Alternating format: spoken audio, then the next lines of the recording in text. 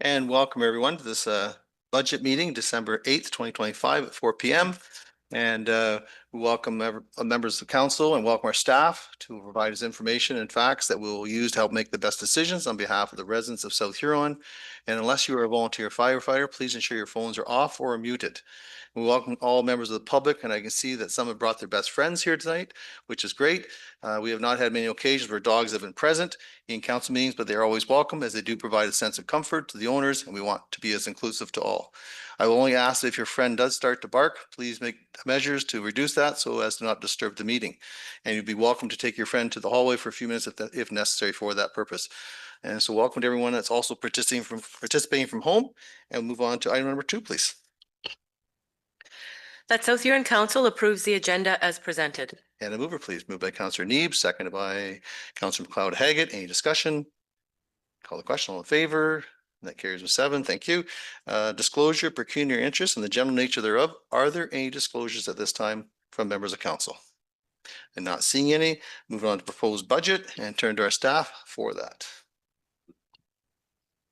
Through the mayor, there is a link to the proposed budget on the website there. That was circulated to council. Yep. Very good. And so updated information, go to our tax levy based on growth and staff. Go ahead, Julia, whenever you're ready. Through the mayor. So first, under section 5 is our budget impacts and priorities update.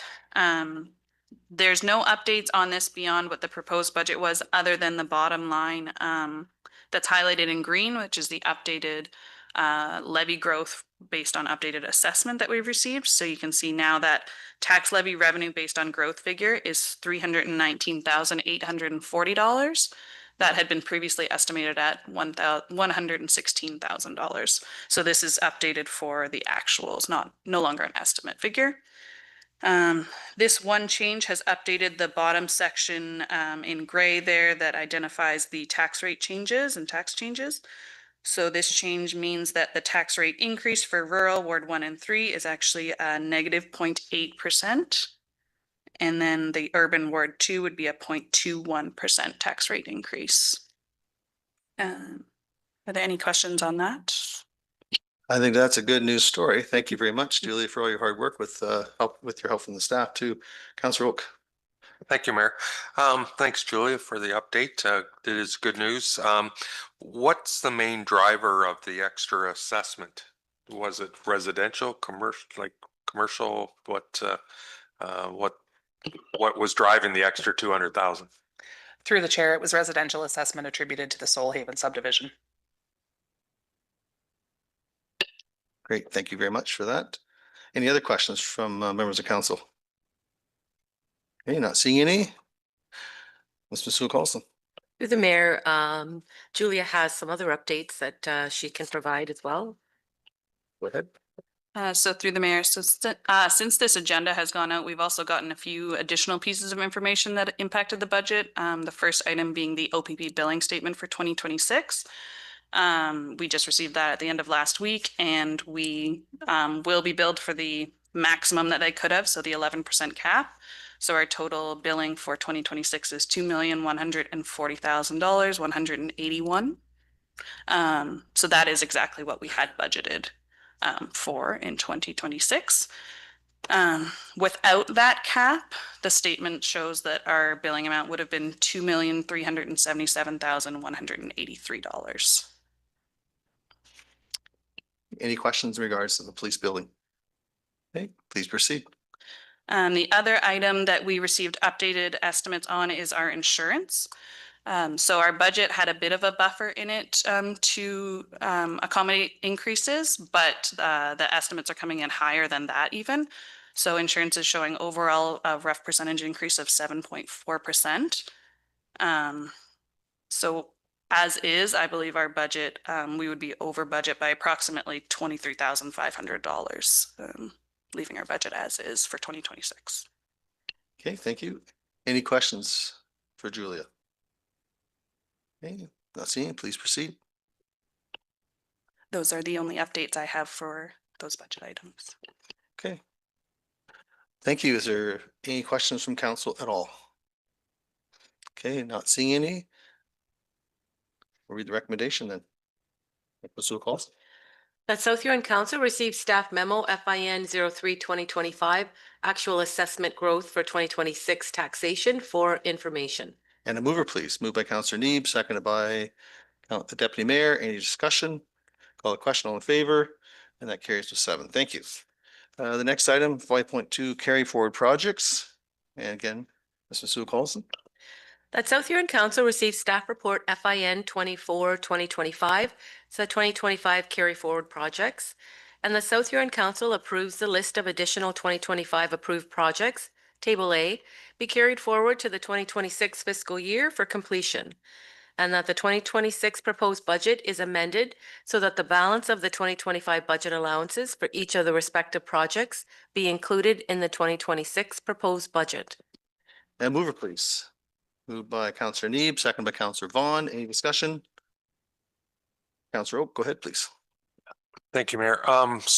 Just a question. So this is the 2025 ones. Do we have to add the 2024 ones that haven't been done as well again into the 2026 budget on a report like this as well? Through the mayor. So this is capturing any capital projects that would be continuing into 2026 that haven't already been identified in the capital forecast of the existing proposed budget. So had the project started in 2024, let's say, and it wasn't originally included in the capital project, then yes, it would be captured in this as well. Okay, thank you. Any other questions? Okay, not seeing any. We have a mover and a seconder. If there's no further discussion, call the question, all in favor? That carries to 7. Thank you. Next item, please. Number 6.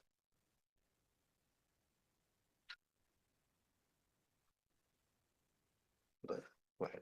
Okay. 6.1, it's a proposed amendment. It was moved by Deputy Mayor Dietrich.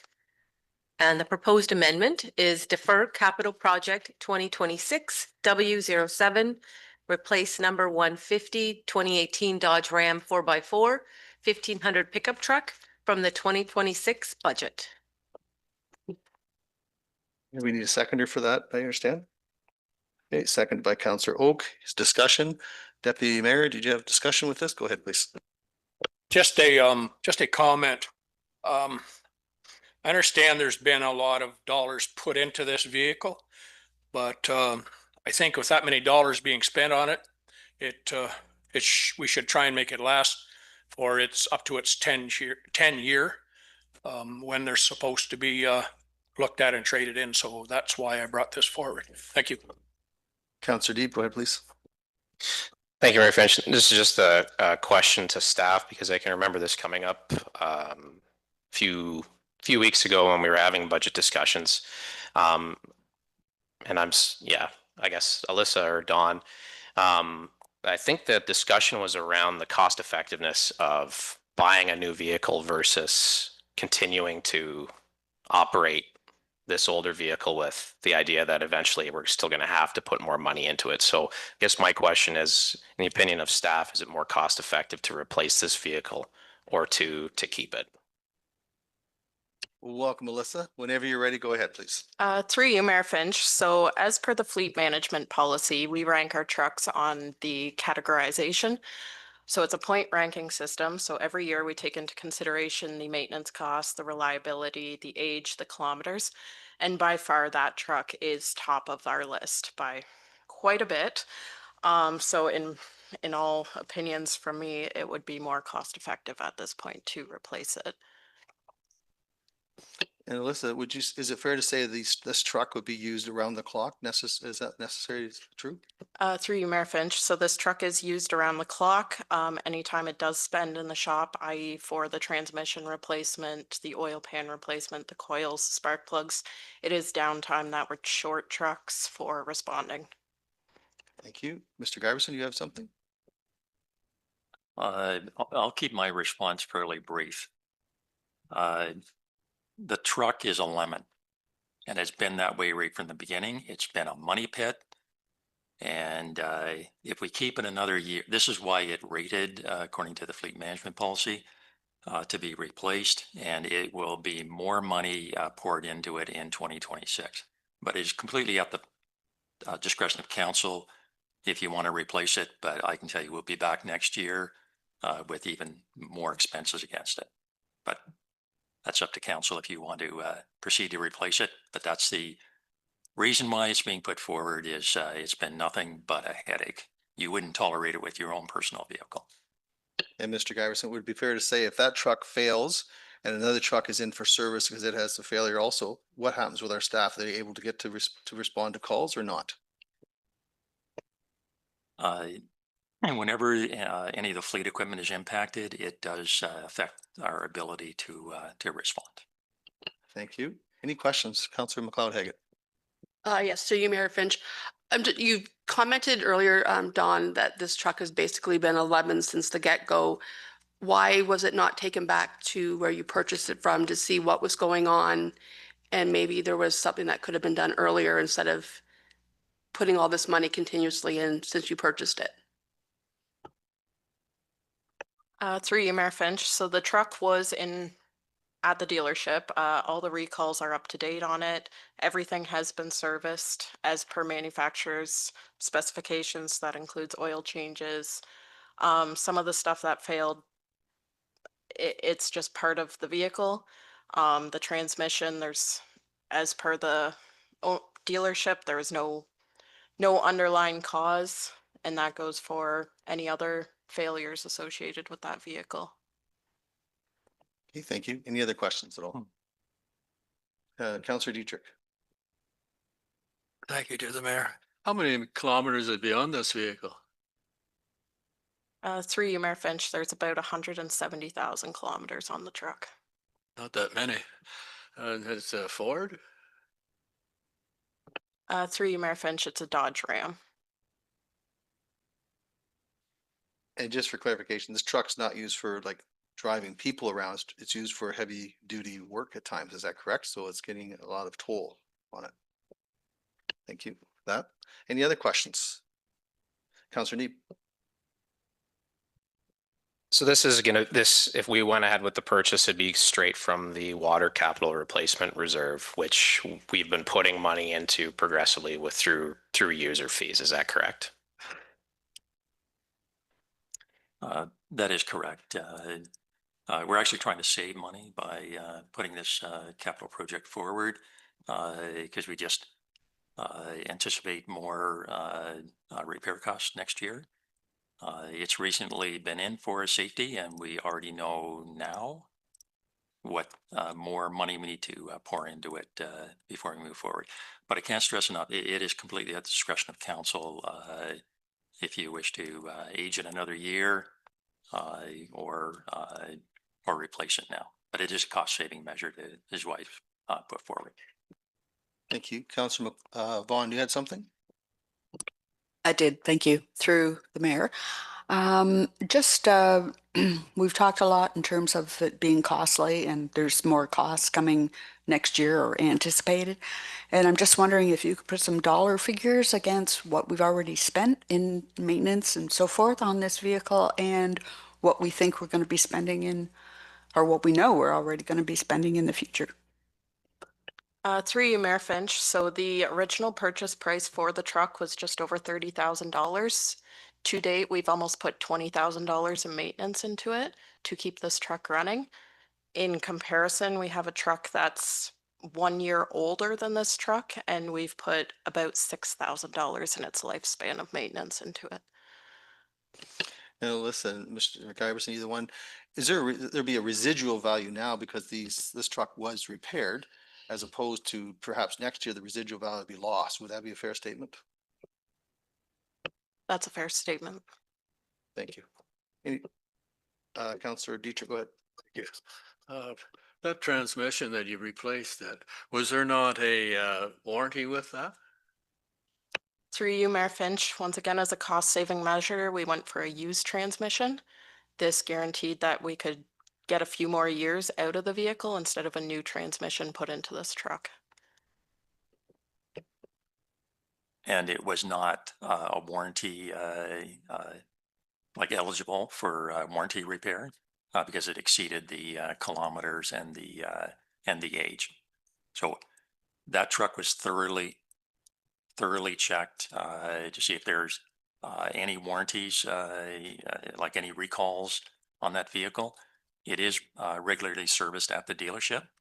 So it's an automatic checking for any recalls. So the transmission problem was after warranty expired. Councillor Dietrich follow up and then Councillor Oak. No, if we tender for a new truck and the lowest tender has to come in, we could end up with a Ram again. Through you, Mayor Finch. Yes, we are going to follow the municipal procurement policy to the letter. Yes, we would take the low bid that met the specification, but it's not the brand of vehicle. As Alyssa was saying, we have a 2017 Ram that's given us good service and just regular maintenance costs. So it's just, I don't know if it was built on a Friday afternoon or a Monday morning, but it just happens, and we have it and we're dealing with it. So nothing to do with the brand whatsoever. Well, I know my nephew has one of these and he trucks race horses. So he's got a load too, but he's put in 2 or 3 transmissions into his Ram truck. So I just kind of pay attention to that, I guess, when the tenders let out. Like if you're hauling heavy loads, well, you want to look into that. And again, a new truck would have warranty for a period of probably 5 years. Is that a fair statement? Correct. Thank you. Councillor Oak, you had something? Yeah, thank you, Mayor. You mentioned that we already have an idea what we might have to spend on it moving forward. What kind of number are we talking about based on the safety that was just done? Mayor Finch, $6,000. Okay, thank you. Any other questions at all? Okay, not seeing any. I'll turn to our clerk to see how we proceed from here, because this is the first time we've done such a amendment here. Madam Clerk, we have a mover and a seconder. Go ahead, please. So there is a mover and a seconder with the motion on the table that, on the floor, the capital project 2026 W07 replace number 150 2018 Dodge Ram 4x4 1500 pickup truck be deferred from the 2026 proposed budget to a future year. Okay, so if we understand that, if we vote for that, we are deferring. If we do not vote for it, then it will go through into the budget. Is there any further questions at this time? That's Councillor Neeb. Can we have a recorded vote? Absolutely.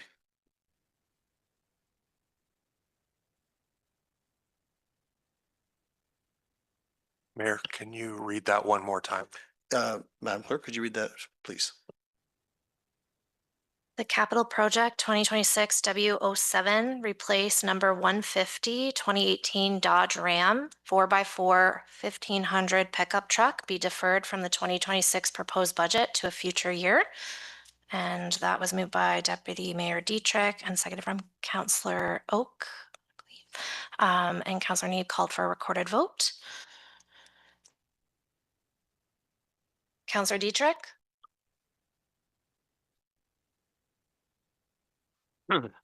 No.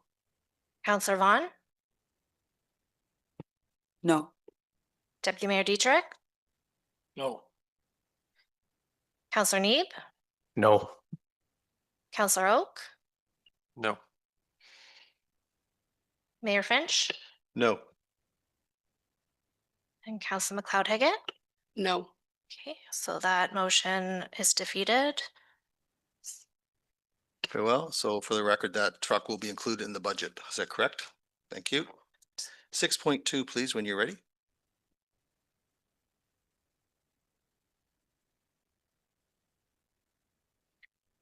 This proposed amendment is moved by Deputy Mayor Dietrich.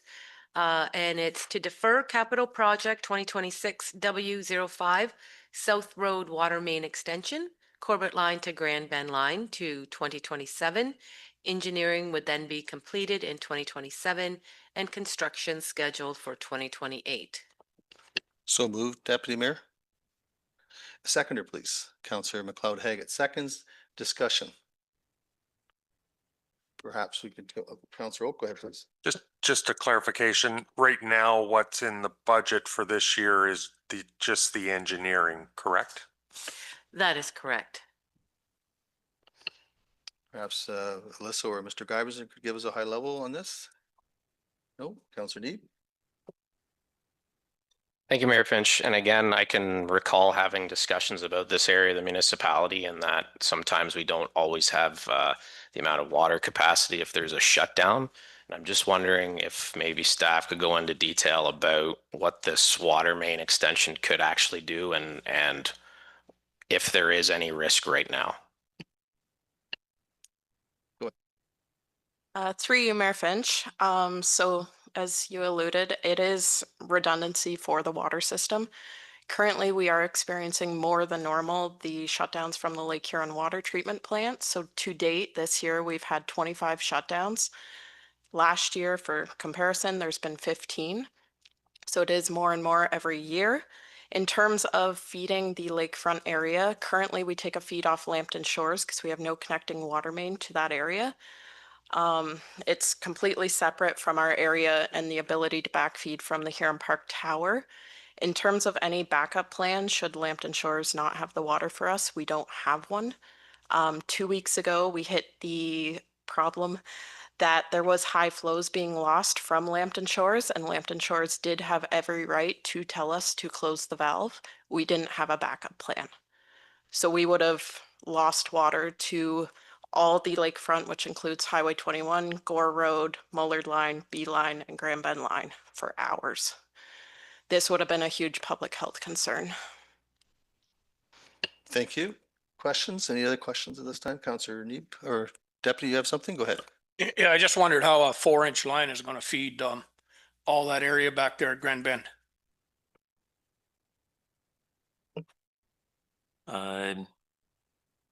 Through you, Mayor Finch, I'll answer your question, but I just first wanted to say, I don't think we've done, the staff collectively, done a good enough job explaining the criticality of this connection.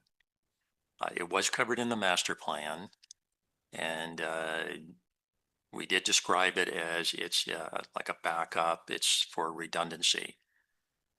But the absolute truth of this is a critical piece of infrastructure that basically puts the entire lakeshore area at risk. So it's the rural areas, which we have a number of livestock operations that are on in this area. We have the Motorplex, the Playhouse, Dark Horse Winery, all the new development along Highway 21, the cottage area, Oakwood Park, Oakwood Inn, Grand Cove Estates. There's a lot of very expensive and critical infrastructure that is supported by this water main. So this link gives the ability to connect two pressure zones. So from the Shipka pressure zone over to the Lakeshore pressure zone, where we currently do not have the ability to do that in an emergency, in a backup. And in a backup situation, which Alyssa's already explained, it's happening on a more frequent basis. The water treatment plant's being taken offline much more frequently than it ever has in the past. They are operating the plant quite differently. In previous years, the plant would try to keep us in water in the lakeshore area. That is no longer the case. We get a notice that we have to stand on our own. And we're not the only municipality facing this issue. Our neighbors immediately to the south in North Middlesex, as you can see by some recent reporting, they are doing some major upgrades to a reservoir at Mount Carmel for similar reasons, to be able to sustain during in an outage. So I just have the feeling we have not adequately explained how critical this is to get a connection across between these two pressure zones. And the rationale in doing the engineering this year is we can work out all the details on exactly where it's to go, refine the cost estimate, determine if it can make it as a 4-inch or 100 mil, or if it needs to be a 150. All those details will be worked out with the detailed engineering, including refining the cost. So, but I cannot stress enough, how critical this is. And Alyssa's not really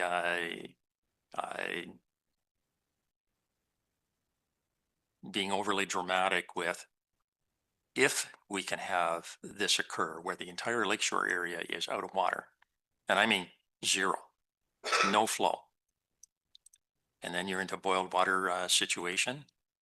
So it isn't a case of if it can. When we were doing the master plan, and we've been analyzing this for a while, it was to determine if this could happen and if we could develop a backup plan, like be able to feed from the Huron Park water tower all the way back to the lake. So we were trying to determine if it was possible to do it, and then determine how often, how frequent this could happen.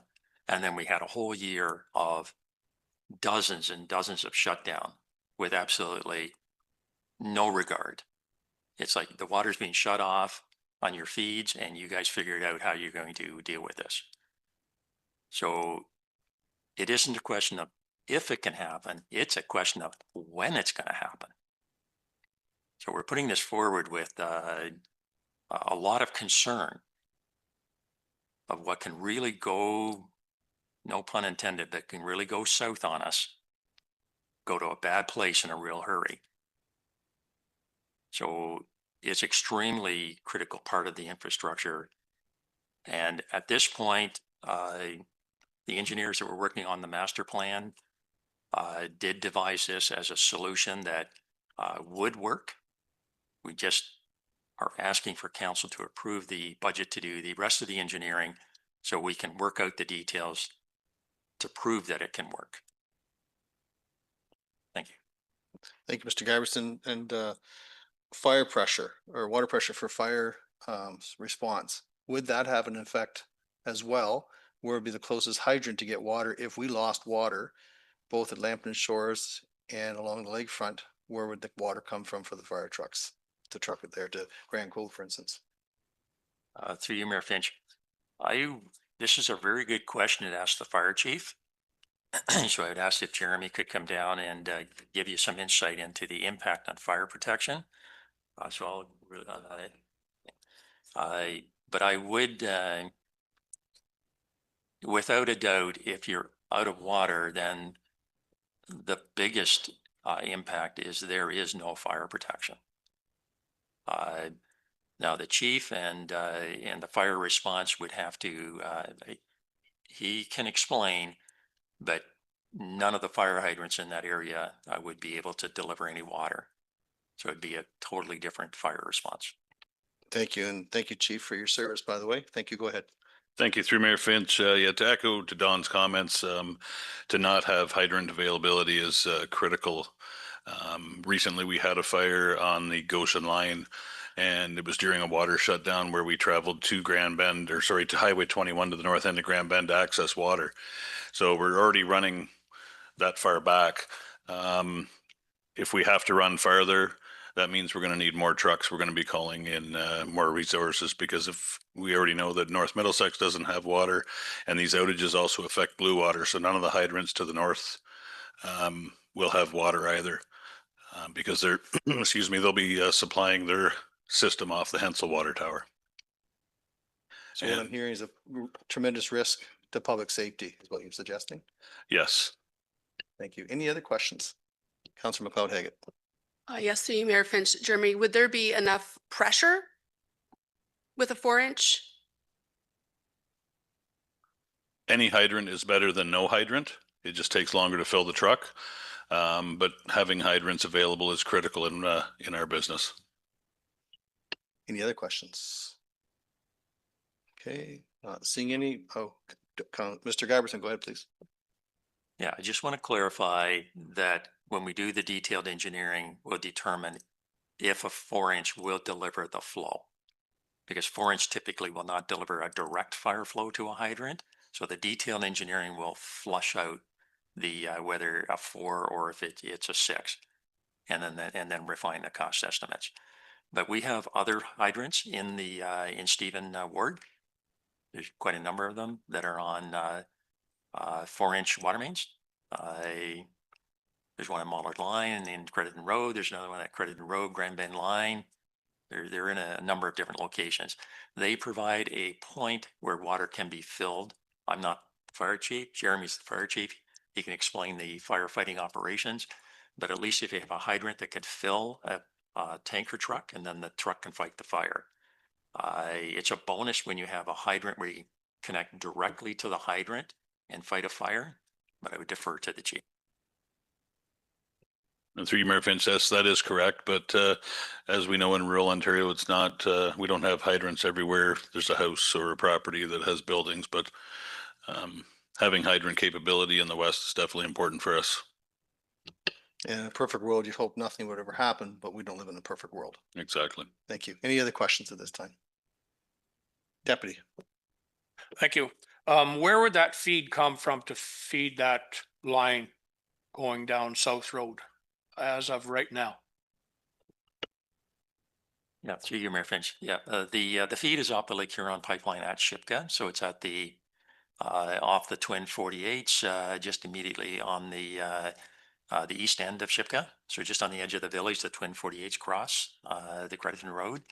So the feed would come from there through the village and then go down south through Shipka and across South Road. And how big is that line going down Shipka line to South Road? Yeah, there's south of Shipka is 150, is a 6-inch, and then South Road is a 100 millimeter. Correct. Thank you. Any other questions at this time? Not seeing any. Turn to our staff for process. Through the chair, so there's a motion on the floor that capital project 2026 W05 South Road Water Main Extension, Corbett Line to Grand Bend Line be deferred from 2026 proposed budget to 2027. So the engineering would be completed in 2027 and construction scheduled for 2028. Okay, we have a mover and a seconder. Any further discussion? Councillor Neeb, go ahead. We have a recorded vote. Yes, we may. So just to clarify, if we say yes to this, then it gets deferred. If we say no, then it gets kept in the budget. Is that correct? Madam Clerk? Correct. Thank you.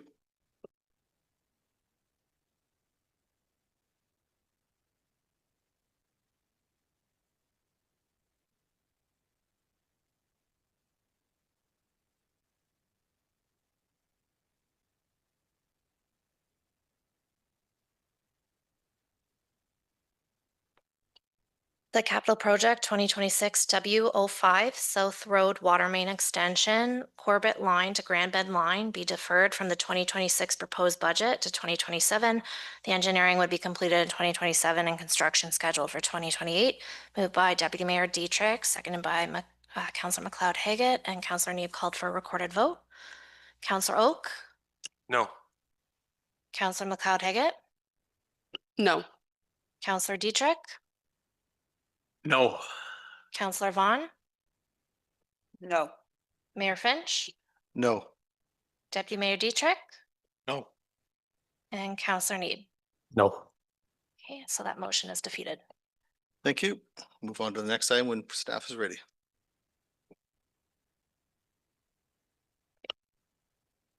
Item 6.3, it's a proposed amendment moved by Councillor McLeod-Haggett, and that council amend the proposed 2026 capital budget by removing the proposed dog park project. So move, Councillor McLeod-Haggett. Can you turn your microphone off, please? Yes. Thank you. Is there a seconder for this? Councillor Vaughn seconds. Discussion. Councillor, you have, you move, so you have first opportunity. Thank you, Mayor Finch. I look at what the consistency has been for municipal practice going forward with new recreational amenities requested within the municipality.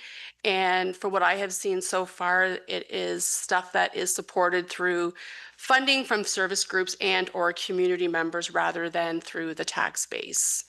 I know there are 2 other dog parks in South Huron. While I would love to put a dog park in every town, our constituents outside of Exeter have to drive into Exeter to use amenities. Therefore, I just don't see why the residents of Exeter shouldn't have to also drive outside of Exeter to use other amenities within South Huron. While I do note that some have said they don't have vehicles, transportation is an issue. While I appreciate that fact, there also are other residents within South Huron that also have issues with transportation and have a hard time getting to Exeter to use the amenities that are offered. Thank you. Any other comments? Councillor Neeb, go ahead, please. Thank you through the chair. So the amendment includes a lot of information, and there's 4 points that I wanted to ask about. In the amendment, it says public pool proximity, increased risk of conflicts between off-leash dogs and young children or families using the pool facilities, potential sanitary concerns, including animal waste near high-use recreational water and food areas, higher likelihood of dogs entering restricted spaces or creating disruptions during peak seasonal use. And I guess just my question is, has this happened before? Well, I can't say that it's happened before in Exeter because there's no dog park near the pool. I am just saying these are examples of what could happen in those 4 different scenarios that I have given. Even though there's a dog park, no dog owner can say that their dog is leashed 100% of the time that they have them out in the public with them. And if somebody is going into the dog park, there's nothing to say that another dog potentially could not get out of the dog park, run towards the pool, have feces sitting there, someone's running through the park, entering the pool. It's just in an area that has different issues within, and there's just a lot contained in that area. Thank you through the chair. So I guess where I'm missing, there's for those 4 points, they're basically, if there was an area that was fenced, that was an off-leash area, it could potentially end any of these issues.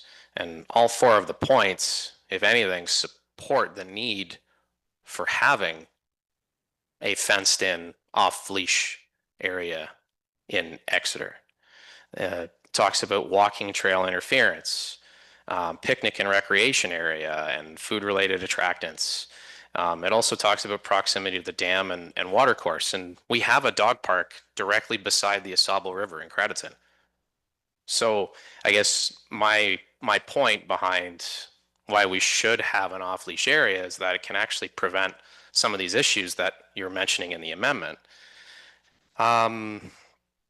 Another item too, the amendment also states that's consistent with municipal practice. New recreational amenities requested within the municipality are expected to be supported through funding from service groups and/or community members rather than the tax base. And I know we always do seek out sponsorships, but I do not believe that there is a policy that exclusively states that we have to have extra public money.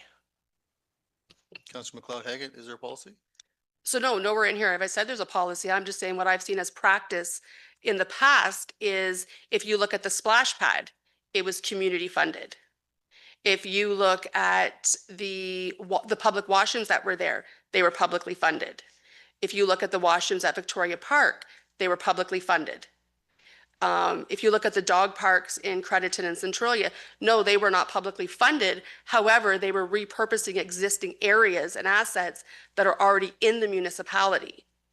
And the Crediton one is in partnership with the ABCA. So I'm not saying there's a policy. Nowhere in here does it say there's a policy. It is just going on what the practice that I have seen council follow and go by in the last many years. So the issue of a lack of area for dogs to run in our primary settlement area, this has been ongoing since I've been on council. I've received calls from residents impacted by both a lack of designated area for their dogs to run, as well as complaints from facility users, including those who utilize the soccer fields, the baseball fields, and the McNaughton Trail system. In all of these cases, we do have a bylaw that states that all dogs should be on a leash, and I think that's a fair and responsible bylaw that we do have. The issue is having an impact on the users of our sports field, including the South Huron Soccer Association and our residents at large. And it creates an enforcement issue that we have not been able to solve. Well, there are dog parks in other areas of the municipality. These may not be accessible to those unable to drive or those without a vehicle. In other municipalities across Ontario, off-leash programs have been created. These municipalities recognize the importance and the benefits of having accessible, designated off-leash areas for dogs to exercise. In fact, in Guelph, a report was presented to their council diving deep into the benefits of having off-leash areas to exercise dogs. The report uses the criteria of centrality, parking facilities, access to waste disposal, and proximity to other facilities, all criteria which is filled by a section of McNaughton Park, which was provided by staff in a report to council earlier this year. To be explicit, there's a difference between a dog park and an off-leash area, and I think that's we need to distinguish between those two things. When we think of a dog park, we're thinking of a very large area that's fenced in. Based on the report, it's more like a dog run or an off-leash area. Essentially, we're repurposing an existing asset in McNaughton Park, like the same way with the Centralia Dog Park and the ABC land beside in Crediton. I don't look at this as a cost. It's an investment into a cost-effective solution that can help mitigate the issues of dog owners in Exeter and the South Huron Soccer Club. The cost for this project would not come through the tax levy and instead from the Parkland Reserve. As well, based on the overwhelming response from the community, as well as an initial potential sponsorship from the Thames Road Veterinary Clinic, council may be able to see less of an initial upfront cost. We may be able to get some community sponsorship through this. Another extremely important item for council to remember is that the South Huron Trail, which combines the McNaughton Morrison and the Morrison Dam Conservation Area Trail, attracted 21,000 unique visitors for a total of more than 90,000 overall visits in 2024. Many visitors are looking for places to walk, exercise, and many bring their dogs to the trail. An off-leash area that is fenced in would be an extremely beneficial asset if it's placed in the correct location, like in McNaughton Park. I think this is a proactive solution. It's cost-effective, and it solves an issue that we've been dealing with in South Huron for the last 8 years. And I'm looking for council to support moving forward on this or come up with a solution. It's very easy for us to sit back and say, nope. But that does not solve the issue. Councillor McLeod-Haggett. So not solving the issue, but what are we going to do when other communities come forward, such as Dashwood, that just had a new park created there? Are they going to come forward and say now that they want a dog park? And where are the funds going to come from that? Or because it is in Dashwood, we're going to tell them they have to find off the hop a community support group to fund this project? Councillor Neat. And again, we could make the same arguments about any other asset that we have in the community. It's the slippery slope fallacy. It's irrelevant. We're discussing McNaughton Park and a dog park or off-leash area in Exeter. If Dashwood's interested in having one, I think it's a case-by-case basis because things change, right? We're also talking about an urban area and not a rural area. That's something that we should be distinguishing as we're looking through intensifying our community in Exeter. Deputy Mayor, go ahead, please.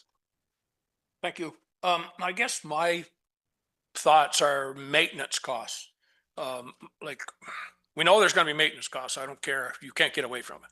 So my concern is our staff going to have to do that maintenance cost, or where is that coming from?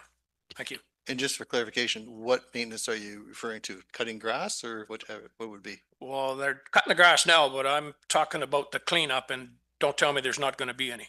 Thank you. Okay. Do we know if there's cleanup at the Centralia Park or the Crediton Park as a comparison? Maybe the chief could tell us.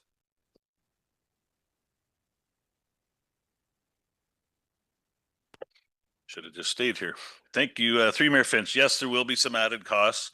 There are both dog parks that we currently have waste disposal bins. We supply dog the bags for the feces, which get deposited in the garbage bins as well. And then there's some amenities at the Centralia Parks. There's some benches and stuff like that. So yes, it will be staff time. They will have to go to the park. So that it is another amenity or another facility that we'll have to look after. And Chief, is it fair to say that dogs already in the McNaughton Park now, that's because they come off the trail. So there are other waste receptacles for the dog waste at this time? That's correct. Through you, Mayor Finch, there are garbage pails all over the park, which we clean up now. But again, it's just probably a little bit more, and we supply the dog bags to encourage people to clean up after their pets. And does staff clean up the current dog parks right now? They go into the field and clean up feces? Do they do that at this point? Through you, Mayor Finch, yes, if we have to, but we encourage our users to be responsible and clean up their own. Thank you. Councilor Oak, you had something? Yeah, thank you, Mayor. I guess I just wanted to comment that I'm not against the idea of the dog park. I just don't think McNaughton Park is the right location. When I looked, I walked out in the park there. I don't see where it would fit without cutting some trees down to fit it because of the picture that was in our report. There's no way it would show there. It would fit in that section there because the trees are all staggered, offsetting.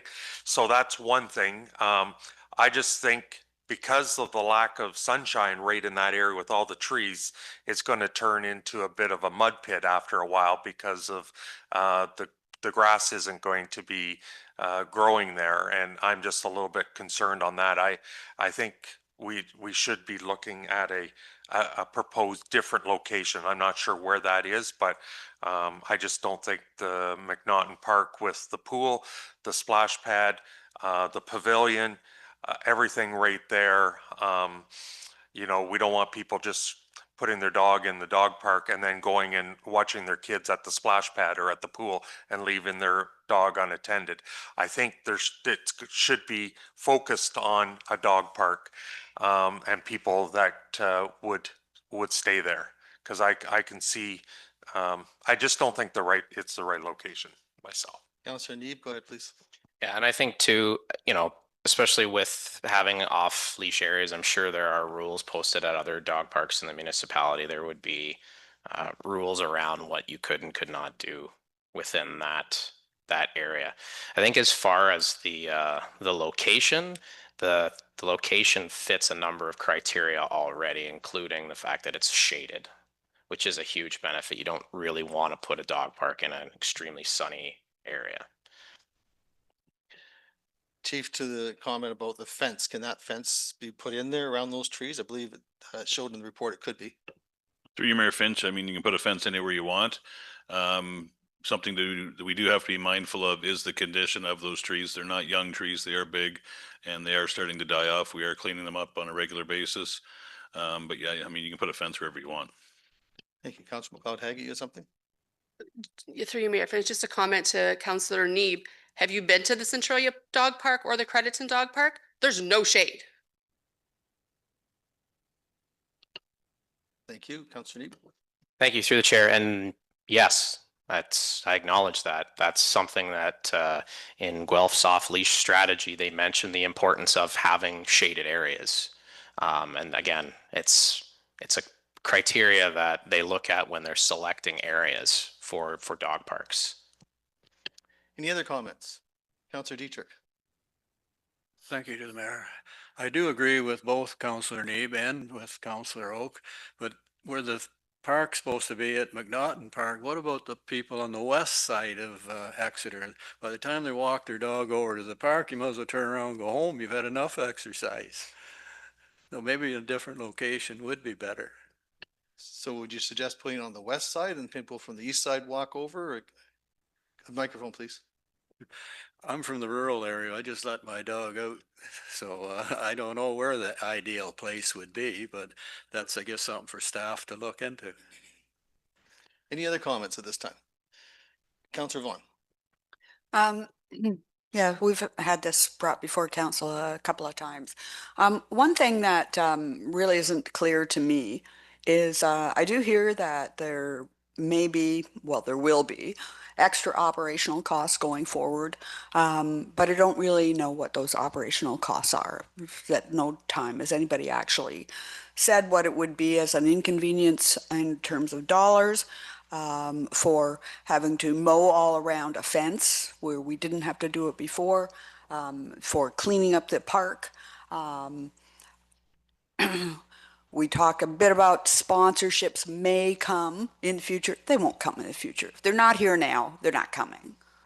And I don't understand when we've had this, if I could finish, I don't understand since we've had this sort of on the docket, if you will, for almost 8 months, why there hasn't been anybody come forward with money going forward. Parks do happen in many cities, and they also go after dog food manufacturers if it's not to be coming from the citizenry for things like the benches or the fences or whatever amenity you might want to do for a particular dog park. And I just haven't seen that happen here. Yes, we have money in the Parkland Reserve, but I don't know that it's necessary that it be for a dog park. So without knowing the full cost, and no sponsors coming to the table, I don't know that this is the right thing to be doing. And with respect to your comment, I did speak to a potential sponsor and they're waiting for council to make the decision to approve the dog park. Councillor Neep, go ahead, please. Thank you through the chair. And I was just going to mention, we did receive correspondence from Thames Road Veterinary Clinic with a pretty strong statement that they would be interested in supporting financially a dog park in town. Councillor McLeod-Haggett. So again, through you, Mayor, saying they're a strong letter, but they haven't come to the table saying we are looking at giving $10,000 or continuing to do this. If it's a group that is wanting to fund something, come to the table, do your delegation with, this is what we're looking at, and here's the funding where we're getting it from. That's what any other project has had to do, bringing forward to get community groups to help fund stuff. Councillor Neep.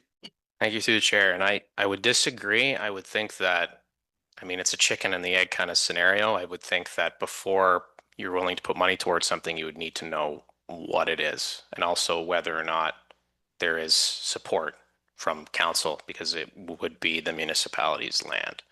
So I'm not saying whether there's interest. I think that's worthwhile to explore. I don't think you can squash it and say, well, there's nothing there. I do think too, based on the response we've received from the community, there's been, I think, over 300 signatures, if I'm correct. I could be wrong, but there's a number of people that would be interested in this asset, which tells me that if it was there, it would be used. Councillor McLeod-Haggett. So while I appreciate there's over 300 signatures on a petition that came forward, but of those 300 signatures, how many of those have dogs? And if a petition like this is put in front of you, do you put much thought into that, or do you just write your name down and walk away? I don't know if Councillor can even comment on that. Like, he's not the one authoring signature. No, it's more of a statement No, of, that's I've fine. seen multiple Councillor, petitions before. Councillor, I'm just saying, I don't know if Councillor Neep can respond to that, because unless you wish to, but you're not the one authoring your signature for a dog park. But did you wish to respond? No, again, I think if we have interest, and again, the value of what we're talking about putting up a fence and garbage receptacles and a little bit of staff time to check on it. I mean, we have spent millions on other assets. We have applied for grants to put in tennis courts, but no funding from user groups there. So I think there's a duality here that we're missing out on, which is we're here to represent the constituents. And if our constituents are looking for an asset and we're able to potentially get some sponsorship money and solve an issue, and we're turning it down, that's where I'm coming from. I just don't understand why 28,000 is so difficult. Thank you. Any other comments? Okay, I'm going to speak to this. Deputy, if you could take the chair, please.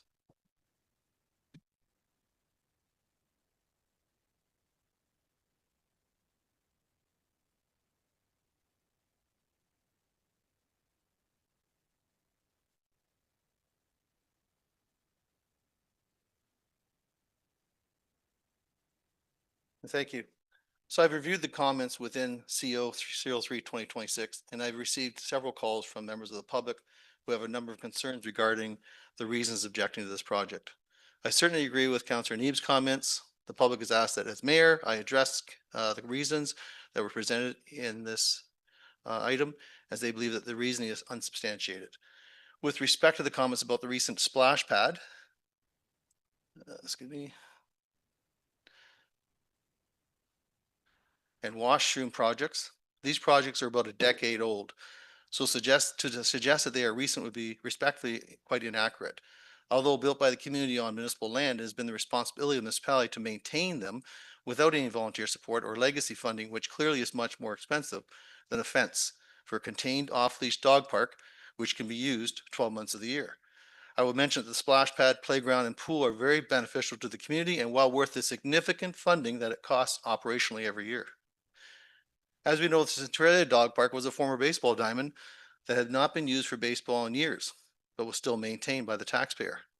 I was engaged in the initial discussions with the staff in 2019 who suggested rezoning it to affordable housing, which I was opposed to since Exeter is a larger settlement area and affordable housing should be directed to settlement areas like Exeter because some who live in affordable housing walk as they cannot afford a vehicle or perhaps cannot drive, and access to walkable services is more widely available in Exeter.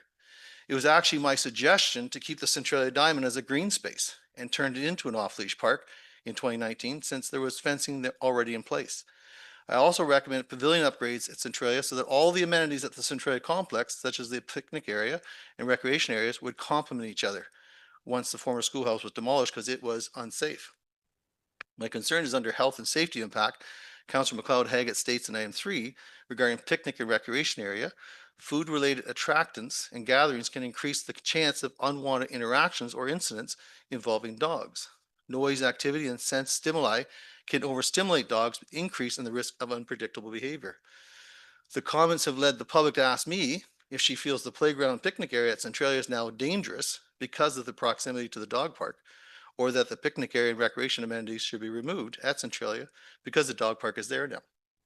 Other items Councillor Neeb had already talked about, I won't go into, but the public's completely confused as to what the risk would be present when dogs are off leash in an enclosed fenced area designed as an off leash park, and how that would create any conflict, especially at the pool and splash pad. As far as sanitary concerns such as animal waste, dogs are already in that area now because it is a popular place for everyone to enjoy. Dog owners already use the waste receptacles for dog feces. As far as dogs' likelihood of entering restricted spaces or creating disruptions during peak seasonal season and use, the pool area is fenced off and dogs are required to be on a leash regardless. I know the public would like more clarification, but I'm not aware of any instance off leash dogs in the enclosed pool area. South Huron has had significant growth, which has led to more residents in the P1 settlement area of Exeter, therefore more dogs. Building an off-leash park within our existing park, which the taxpayers own and dogs are there already, is a good use of parkland reserves and space. There are no impacts to the tax levy at all, and very minimal maintenance compared to our other facilities, such as an off-leash dog park would cause. Our staff, they don't normally pick up feces, but I guess they do. And I'm sure they do anyways, whether there's a fence there or not. They have to cut the grass. But picking up after one's dog is the owner's responsibility. We have 2 dogs in the council chambers here tonight, and we have not heard a peep from them, and I've not seen anyone take them out to use the facilities outside.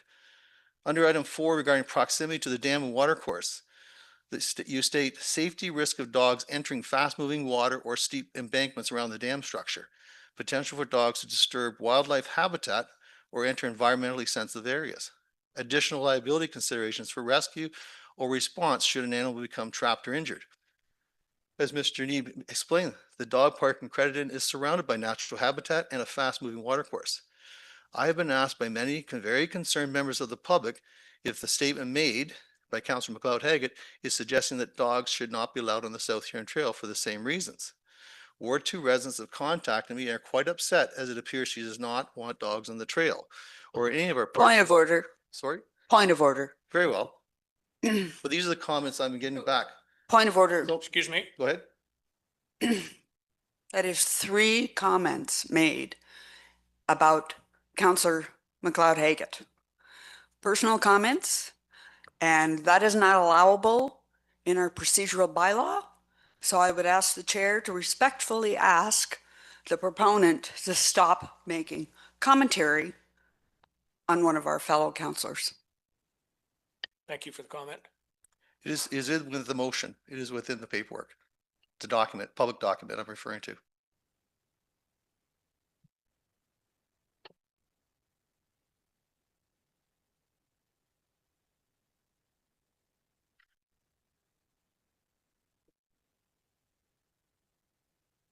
Give us a minute, please. Yes.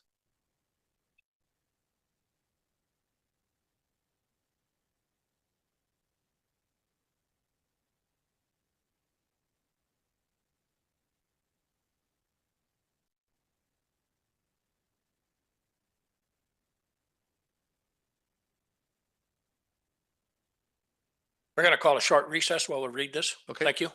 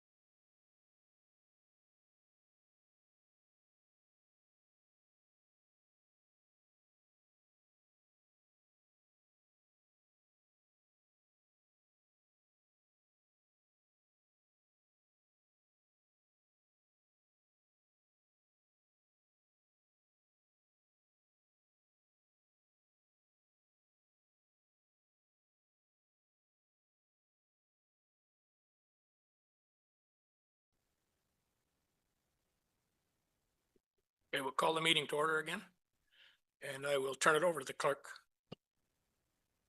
So Counselor Vaughn called a point of order, and then according to the procedural bylaw as well as Robert's rules, the members are not to speak, they're to speak to the matter at hand and not make comments regarding other counselors. So I just would confirm that. Yep, thank you. And I'm just referring to the comments made within the document, the public document. I'll make note of that. So respectfully, McNaughton Park was one recommended by staff, and even the public I've spoken to have endorsed this location near the McNaughton Park Pavilion. It was carefully considered as it is not in an area prone to flooding. It has accessible access from both the north and south side with 2 parking lots. There are no disturbances to the residential area homes, as it is already a very active park and dogs are already in that area because of the trail access, as parents with children at the pool and splash pad who have been coexisting with dogs for years. Bathrooms are nearby along with access to potable water. And with climate change and exposure to skin cancer, this is an ideal spot due to the shade. And in Canada, skin cancer is the most common type of cancer, with about 1/3 of all new cancer cases being skin cancers, with the rate of skin cancer continuing to rise. Just a point of interest there. Some may argue that the location is not 100%, but it is 99.9% perfect, and council has had ample time to suggest other locations, but we have not. The public has indicated their frustration about this not proceeding efficiently, and I'm just bringing this to council's attention. The business community is in support of this and have indicated they would purchase sponsorships. Many members of the public are in favor of it, as well as there have been petitions presented to council. The public has asked me to ask these questions to better understand the logic, and I will leave it there. The other locations recommended are either already in use for other purposes or unacceptable to those with disabilities or in the floodplain. This is a very reasonable request from Ward 2 residents. Although there is a river nearby at McNaught Park, there is no risk or threat to animal safety, as dogs are still required to be on leash unless in an off-leash park, and dogs have an inherent nature about themselves regarding danger. Regardless, it is still the owner's responsibility to look after their dog. What we have currently are dogs defecating on our pristine soccer fields, schoolyards, and ball diamonds. Dogs are running off leash on the trail, schoolyards, and elsewhere. This is a very easy problem to solve by providing a place for dogs to run off leash in a safe setting. And this will benefit the community's overall health and well-being and be an economic driver. Those that still wish to have their dogs off leash outside of the off-leash park will encounter residents who will be able to direct them to the park. We have an obligation to protect the public, and we see something that can be easily remedied. We should be efficient in our decision-making process in order to accomplish things. We've received correspondence in the past year from user groups of these sports fields to provide an off-leash park as well, so that dog owners again can be directed there. This is a safe and inclusive, accessible location for a dog park. For me, it's about simple common sense and need not be overanalyzed or onerous. It's just literally working everywhere else in the world, and I'm confident we can make it work here as well. And I would suggest we not look at other places for a dog park, because at that point it would appear that we're just going in circles. So I would suggest that that's where we need to go with it. Studies have shown that studies I've researched indicate that having an off-leash park allows dogs to socialize with other dogs and release pent-up energy. It's good for their overall health and good for the owner's mental health as well. We're talking about a one and done dog park, not an arena or a pool, which needs significant operational costs. And on an off-leash park would be aligned with our strategic priorities under priority 3, provide adequate and quality amenities for South Huron's growing population, and priority 5, foster a connected and caring community. I'll be asking for a recorded vote on this. Thank you.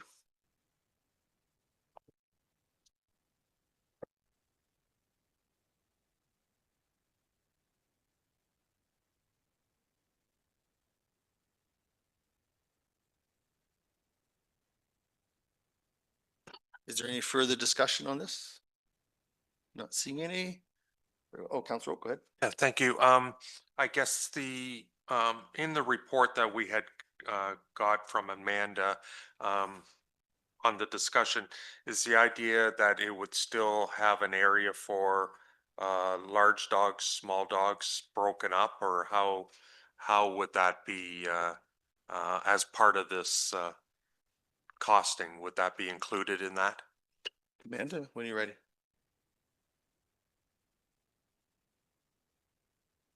So through the mayor, so when I went around with a fencing contractor to see the potential locations, we always did discuss a small dog area and a large dog area. Thank you. Any other questions? Okay, not seeing any. We have a mover and, Councilor McLeod Hager, go ahead, please.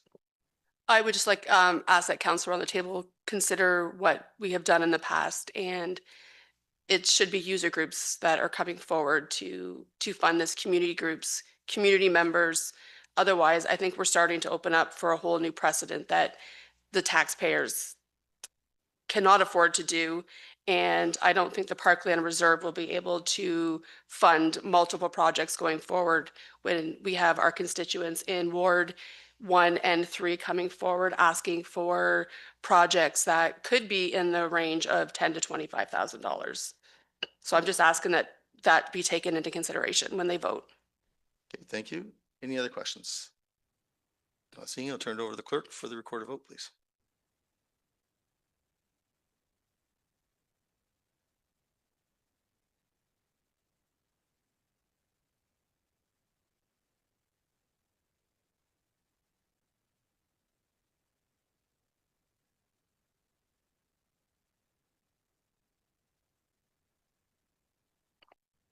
The council amend the proposed 2026 capital budget by removing the proposed dog park project. Moved by Councillor McLeod Haggett, seconded by Councillor Vaughn. Mayor Finch called for a recorded vote. Councillor Vaughn, Can we Yes. have the read again, please?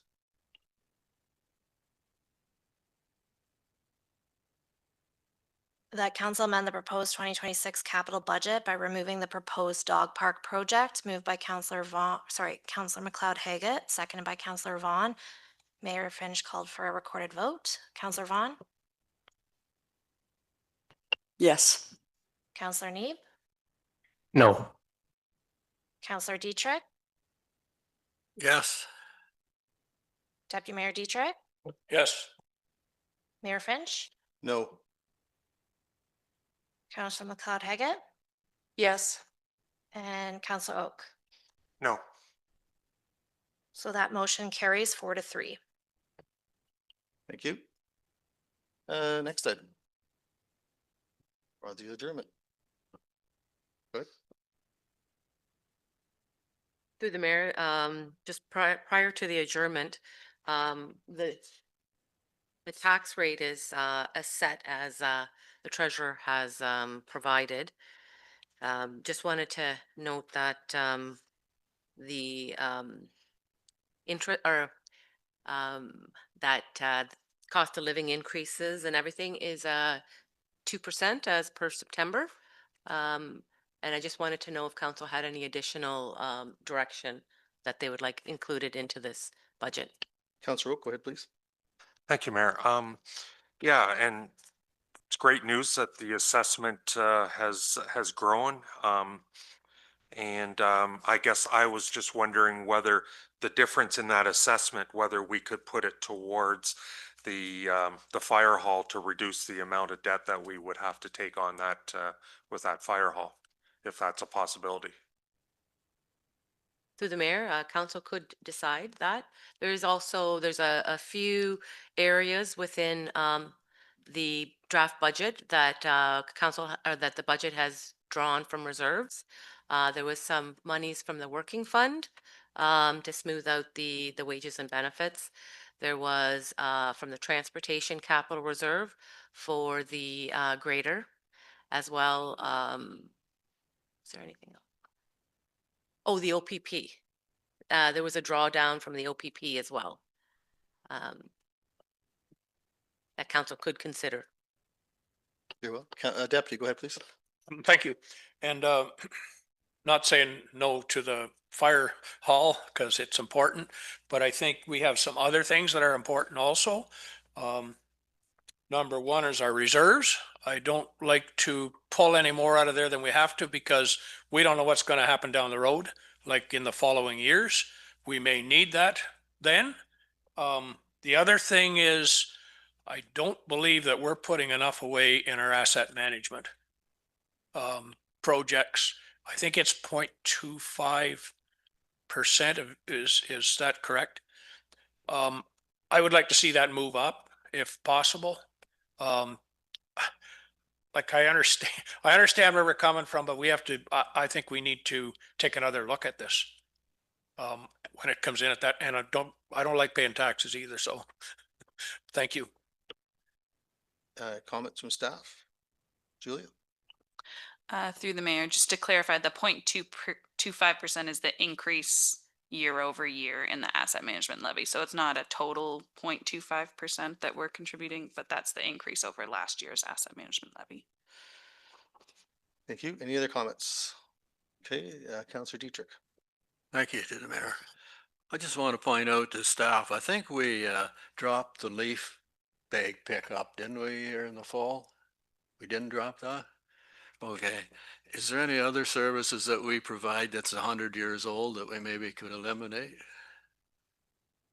You probably need a staff report for that, I would think. Pardon? I would think you need a staff report from staff. Right. And I have another comment. I had a couple of inquiries from South here and East about public skating. He'd like to have it at maybe 2 o'clock. By the time you go to church and come home, and if there is public skating, it's usually 12 or 1 o'clock or something. He thought maybe it should be a little later. So I'd asked you about it, I think, and you said, well, it's hockey. So then I asked Rebecca about it, and she said, I asked her, like, who pays the most, taxpayer or hockey? And she did point out that it is the taxpayer that pays the most. So maybe we could have 1 month or 1 week or Sunday a month at 2 o'clock, just a little bit later. Perhaps Amanda would respond to that if you could, or maybe a member of staff here could.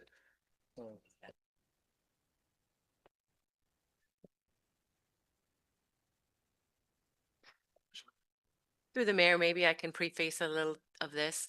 The scheduling is done well ahead of this current time. And I know that we have most of our schedules already made up for this year. It could be something that we can keep in mind for future schedules. However, I don't know that there's any changes that we can do at this point, but I'll pass it on to you.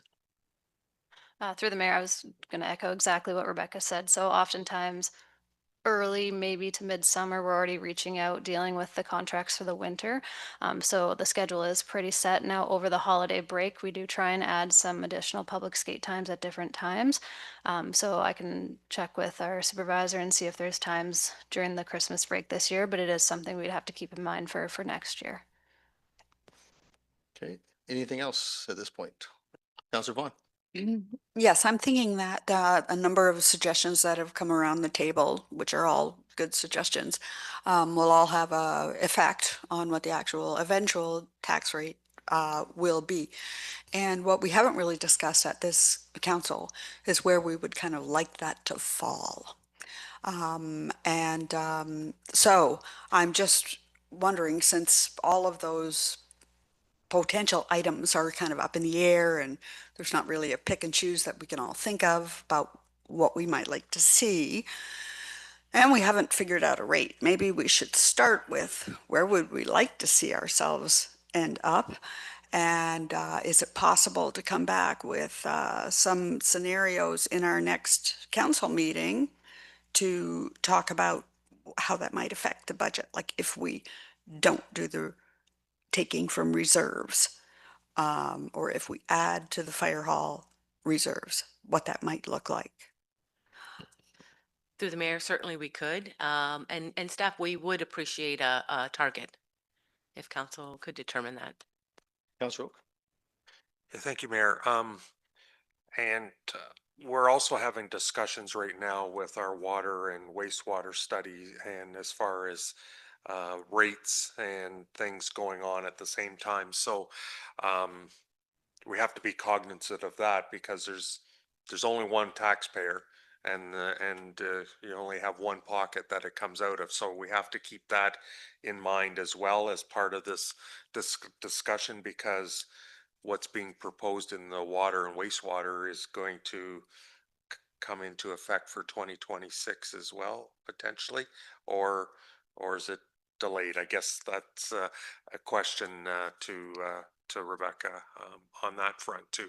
But I agree to your comment about, the CPI, Consumer Price Index was around 2%. I think realistically, we have to be 2 to 3% in that range so that we're not going behind with inflation sort of thing. So I think that's a target that I've had in my head as we've been working through this, but I like to hear other comments on that as well.